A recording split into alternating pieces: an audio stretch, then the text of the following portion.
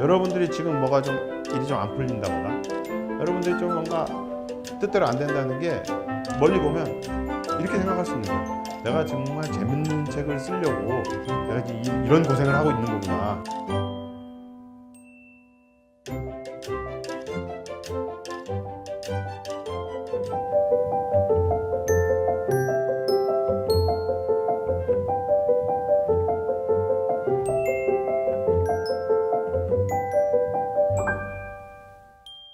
내가 즐거우면 세상도 즐겁다.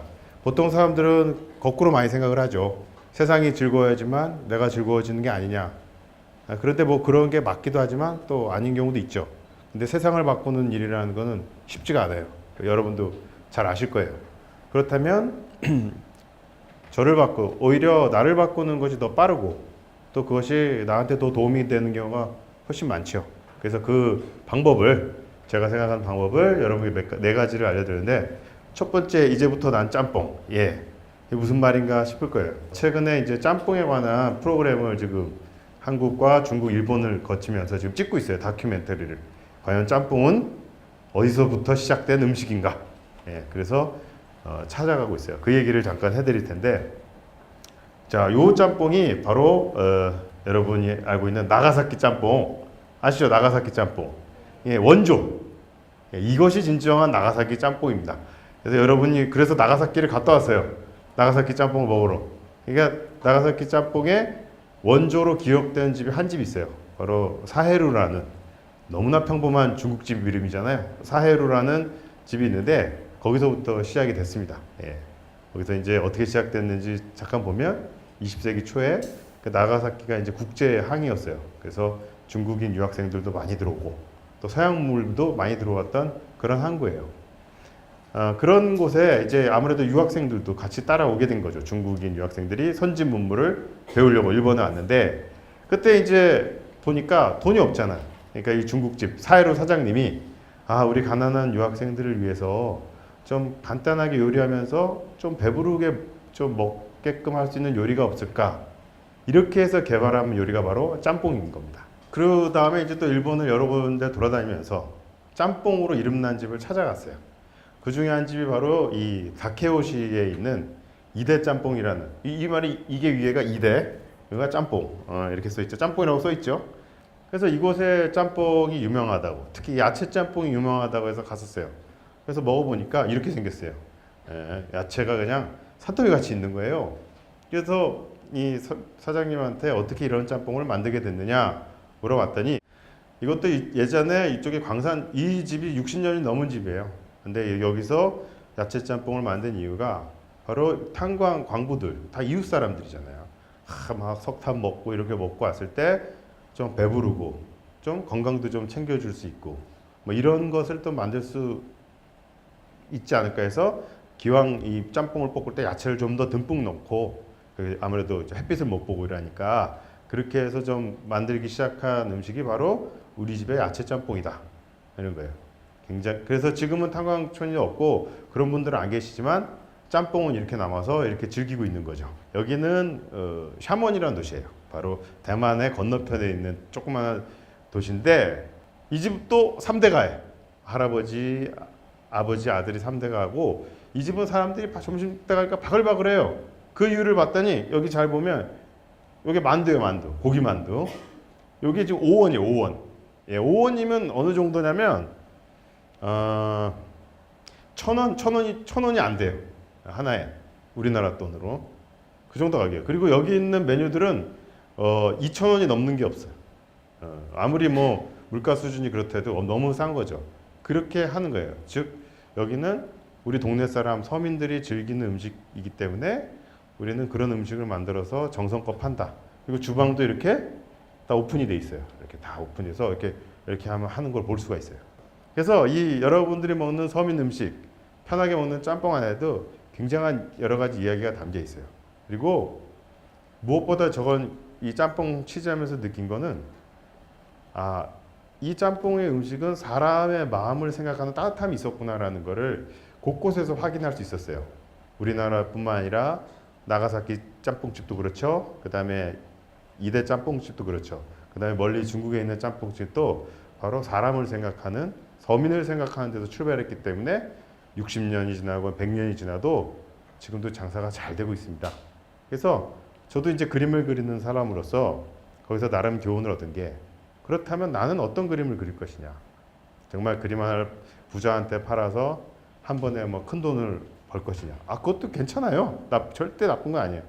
이렇게 여러 사람을 위한 짬뽕 같은 그림을 그리는 것도 나쁘지 않지 않느냐라는 생각이 들었어요. 즉 결국 사람을 위하는 데서 뭔가 방법이 나온다는 것을 알게 됐죠. 그래서 사람을 위하는 게 제가 생각하기에서 내가 즐거움은 세상도 즐겁다는 거에 첫 번째. 그래서 저는 제 그림, 특히 제가 하는 작업이 이 짬뽕과 같으면 하는 생각을 하게 됐습니다. 성공을 얻기 위해서 보통 어떤 정해진 길을 가는 경우가 많죠. 즉, 성공을 하려면 대학을 가야 돼. 전공을 살려야 돼. 스펙을 쌓아야 돼. 좋은 데 취직을 해야 돼. 월급은 이 정도 받아야 돼. 뭐 집을 사야 돼. 결혼은 이때 해야 돼. 이런 여러 가지 여러분 속에 여러분들이 판단하기 이전에 여러분들이 머릿속에 입력된 여러 가지 것들이 많이 있을 거예요. 또 그런 거를 따라서 사는 경우가 굉장히 많을 거고. 그런데 실제로 여러분을 즐겁게 하는 일들은 바로 그 길보다는 바로 길 가에 있는 경우가 많이 있다는 거죠. 바로 이 지도 보면 인도네시아잖아요. 인도네시아. 여기를 올 초에 갔다 왔어요. 그래서 이제 세계 테마기행 촬영차 다녀왔는데 그 중에서도 가장 인상 깊었던 것이 바로 오랑우탄을 만났던 일인데요. 여러분들이 오랑우탄 하면 그게 무슨 뜻인지 좀 궁금할 거예요. 여기에 인도네시아 말인데 오랑이라는 말은 사람이라는 뜻이고 우탄은 숲이라는 뜻이에요. 그러니까 그 두 개를 합치면 숲에 사는 사람이 되겠죠. 그렇게 해서 오랑우탄이 먹이를 주는 장소가 있어요.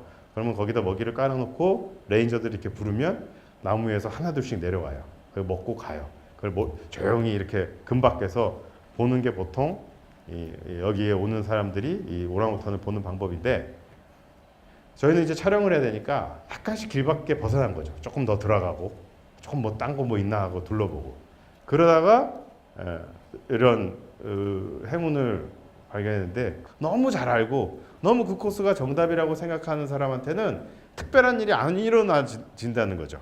그리고 일어나도 감동이 없다는 거예요. 원래 여기 저래. 저기 원래 저런 거 몰라? 그러니까 호기심이 없어지는 순간 재미도 없어진다는 거죠. 그리고 행운을 행운이라고 여기지도 못한다고 하는 거죠. 그 다음에 또 세 번째로 또 드리고 싶은 말씀이 바로 내 시간의 주인공은 나다라는 얘기를 하고 싶어요. 보통 우리가 직장을 다닐 때 하기 쉬운 가장 큰 착각이 뭐냐면 바로 내 능력을 판 대가로 내가 월급을 받는다, 이런 생각을 많이 할 거예요. 그래서 연봉은 내 능력에 대한 값어치라고 여러분들이 흔히 생각을 하실 거예요. 여러분들도 대략 그렇게 생각하시죠. 근데 실제로 따져보면 과연 진짜 그런가 한번 여러분이 생각을 해보세요. 저도 그렇게 생각을 했는데, 근데 궁금한 게 뭐냐면, 그렇다면 내 능력을 팔았다고 하면 내가 오늘 2시에 일을 끝냈으면 2시에 퇴근하는 게 맞잖아요. 근데 2시에 퇴근할 수 있어요, 여러분? 6시까지 붙잡아 두잖아요. 그것은 뭐냐면 그만큼 회사는 결국 여러분의 능력을 산 게 아니라 여러분의 시간을 산 거예요. 여러분의 일하는 시간. 그렇게 따져보면 회사가 여러분보다 시간이 더 귀하다는 걸 더 잘 알고 있다는 거죠. 그렇기 때문에 거꾸로 여러분들이 더 소중하게 붙잡아야 될 것은 바로 시간입니다. 그래서 여러분들이 행복하려는 생각이 있다면 어떻게든지 일단 여러분의 시간을 확보하는 게 우선입니다. 시간을 다른 사람에게 내놓는 순간 행복해지기 어려워요. 그런데도 불구하고 왜 나는 왜 이렇게 바쁠까? 나는 왜 내가 하고 싶은 걸 못할까? 가장 큰 이유는 여러분이 너무 피곤해서고, 두 번째는 시간이 없어서입니다. 거꾸로 여러분들이 여러분의 시간을 어떻게든 확보를 하면 그제서야 여러분들이 원하는 거를 찾아낼 수 있어요. 그렇지 않고서는 바쁘기만 해서는 절대 찾아내기 어렵습니다. 그래서 저는 제 시간이 이제 좀 생기니까 일을 위한 시간도 있지만 좀 약간 좀 의미 있는 무언가를 해보자. 즉 나의 가치를 높일 수 있는, 더 쉽게 하면 폼날 수 있는 일을 해보자라는 욕구가 자연스럽게 생기더라고요. 그래서 이렇게 좀 자기 시간을 많이 가졌을 때 자기가 가장 가치 있는 일을 뭔지를 찾아서 할 수가 있다는 거죠.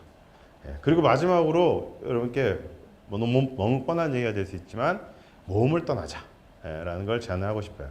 모험을 떠나지 않으면 즐거울 수가 없어요. 예.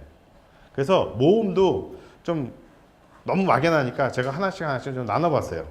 예. 그 중에 첫 번째 모험이 재정적인 모험, 돈과 관련된 모험을 하자라는 말씀을 드리고 싶어요. 요거는 데라야마 슈지지라는 일본 작가가 했던 말인데 말 그대로예요. 일정, 즉 어떤 하나를 딱 정해서 호화주의, 누리자 이런 거예요. 즉 보여주기 위한 소비가 아니라 나를 위한 소비가 정말 하나씩 귀한 걸 사다 보면 삶의 질이 조금씩 오르고 내 취향도 개발되는 거를 느낄 수 있을 거예요. 그런 게 저는 재정적 모험이라고 생각을 해요. 그냥 아파트, 예? 재테크, 그게 아니라는 거죠. 그 다음에 두 번째가 공간적인 모험을 해야 된다. 이것은 공간을 벗어나는 노력인 거죠. 뭐 가장 쉽게 얘기하면 여행이 되겠죠, 여행. 예. 그래서 사실 그 30대 직장인들한테 버킷리스트를 조사해 보니까 1위가 여행이었어요. 여행을 떠나자. 자, 그런데 여행을 못 가는 이유가 뭐예요? 시간이 없어. 또 돈이 없어. 또 둘 다 없어. 보통 그거잖아요. 예. 그래서 못 가는데, 그래서 제가 여러분께 여행을 갈 수 있는 팁을 좀 알려드릴게요. 일단 여러분이 정말 여행을 가고 싶다면 돈을 모아야 된다? 아니에요. 왜냐면 돈을 모으면 시간이 또 없어지거든요. 여행을 좋아하면 여러분이 포르쉐 사는 거랑 똑같아요. 여행을 좋아해야 돼요. 즉 좋아하는 거 티를 내야 돼요. 나는 여행을 좋아해. 그러면서 SNS도 올리고 블로그에도 올리고 책도 읽고 뭐 정보도 좀 찾아보고 이렇게 막 쑤셔보는 거예요. 여행을 가면 좋은 게 여러분의 현재 모습을 다른 사람하고 비교하지 않을 수가 있어요. 왜냐하면 세상에 참 다양한 식으로 살아가는 사람이 있다는 것만 알아도 여러분이 다른 사람의 말에 휘둘릴 가능성이 점점 적어져요. 그러면 아까 얘기했던 모험을 좀 더 많이 떠날 수 있는 여건이 허락이 되는 거죠.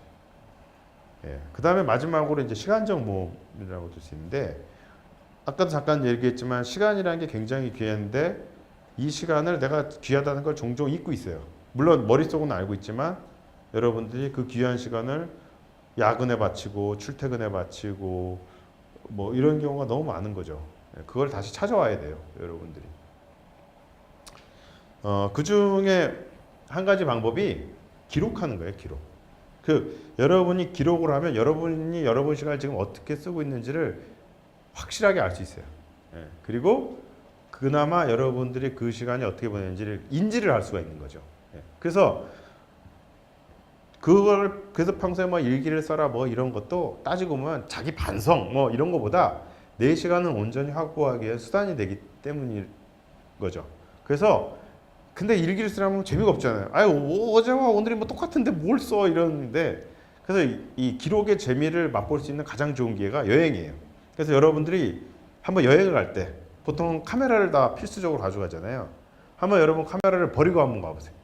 카메라를 버리고 그냥 필기도구 하나만 들고 한번 가보세요. 여행이 확 달라질 거예요. 조금 더 욕심을 내보면 여러분들이 한번 책을 한번 써보세요. 스스로 작가를 한번 돼보시라는 거죠. 책 쓰는 사람 따로 있는 거 아니에요. 저도 굉장히 글을 못 쓰는 사람이었어요. 그래서 처음 제가 첫 책을 2006년에 냈는데 그때 책 디자인한 친구의 말이 아직도 기억이 나요. 굉장히 책을 막 울긋불긋하게 디자인한 거예요. 글자가 잘 안 보이게. 그래서 물어봤죠. 이렇게 하면 가독성이 좀 떨어지지 않냐고 물어봤더니 그러려고 그 디자인 했다고. 너무 글이 안 좋아가지고 읽기 어렵게 했다는 게 2006년에 그런 얘기를 들었어요. 그래서 제가 아무 말도 못한 얘기했는데, 인생을 좀 뭐 비유하자면 한 권의 책을 쓰는 과정이라고 생각이 듭니다. 여러분들이 지금 뭐가 좀 일이 좀 안 풀린다거나 여러분들이 좀 뭔가 뜻대로 안 된다는 게 멀리 보면 이렇게 생각할 수 있는 거예요. 내가 정말 재밌는 책을 쓰려고 내가 지금 이런 고생을 하고 있는 거구나. 이렇게 지금 지리멸렬한 순간을 보내고 있는 거나 이런 느낌으로 받아들이시면 그나마 마음의 여유가 생길 수가 있어요. 그리고 사실 마음의 여유가 일단 있어야 무언가를 할 수 있어요. 이런 식으로 생각하면 아마 여러분의 좀 일상을 좀 더 넓게 볼 수 있지 않을까 생각이 듭니다. 자, 여기까지가 제가 준비한 얘기고요. 더 궁금한 얘기는 제 블로그도 있고 저 페이스북도 있으니까 거기다가 이제 문의해 주시면 됩니다. 고맙습니다.